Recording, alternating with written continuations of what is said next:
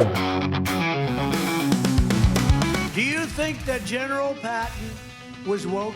I don't think so. What do you think, Mike? Mike, was he woke? I don't think so. I don't think he was too woke. He was the exact opposite. You know what woke means? It means you're a loser.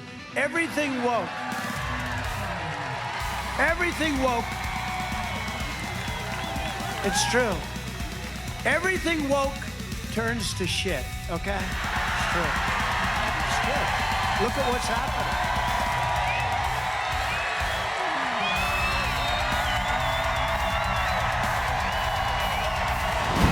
So maybe I'm wrong, maybe you can prove me wrong, but I don't think that you're a friend to woman. I knew I shouldn't have picked her. I knew I shouldn't have picked her. All right, so let me give you that answer right now. I respect women incredibly. I have had women working for me in positions that they've never worked in terms of construction, in terms of so many different jobs. I had a woman who was in charge of the building of Trump Tower many years ago, before it was even thought, before anybody would have even thought of it, and did a fantastic job. I have given women more opportunity than I would say virtually anybody in the construction industry. I have a daughter named Ivanka and a wife named Melania who constantly want me to talk about women's health issues because they know how I feel about it, and they know how I feel about women. I respect women. I love women. I cherish women. You know, Hillary Clinton said he shouldn't cherish. Well, I said, I do cherish. I cherish women. I want to get paid the same as a man, and I think you understand that. So if you become president, will a woman make the same as a man? And do I get to choose what I do with my body?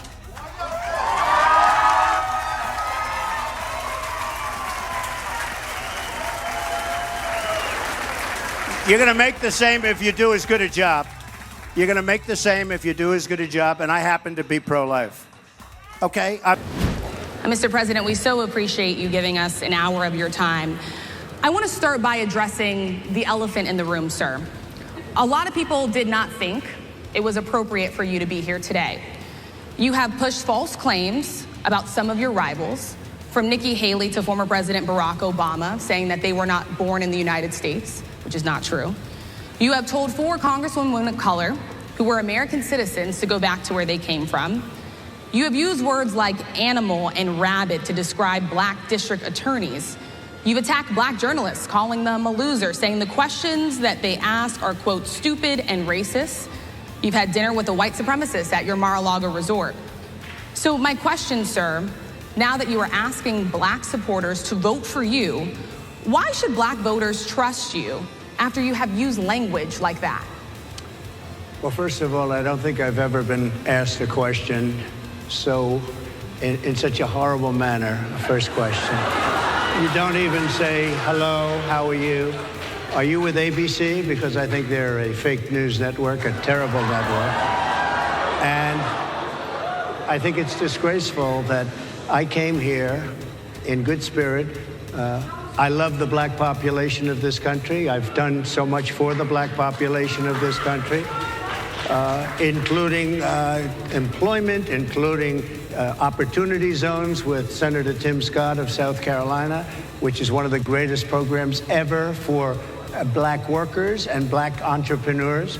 I've done so much, and you know, and I say this, historically black colleges and universities were out of money, they were stone cold broke, and I saved them, and I gave them long-term financing, and nobody else was doing it. I think it's a very rude introduction. I don't know exactly why you would do something like that. And let me go a step further. I was invited here, and I was told my opponent, whether it was Biden or Kamala, I was told my opponent was going to be here.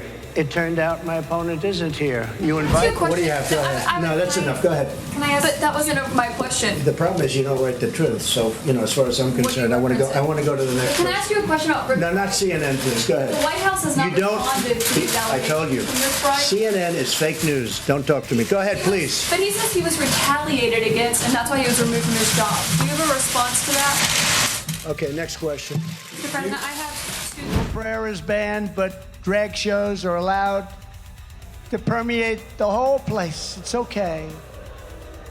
You can't teach the Bible, but you can teach children that America is evil and that men are able to get pregnant. Is Maine here, the governor of Maine? Well, are you not going to comply with it? I'm complying with state and federal laws. We are the federal law. Well, you better do it. You better do it because you're not going to get any federal funding at all if you don't. And by the way, your population, even though it's somewhat liberal, although I did very well there, your population doesn't want men playing in women's sports. So you better comply because otherwise you're not getting any federal funding. See you in court. Every state, good, I'll see you in court. I look forward to that. That should be a real easy one. And enjoy your life after governor because I don't think you'll be in elected politics.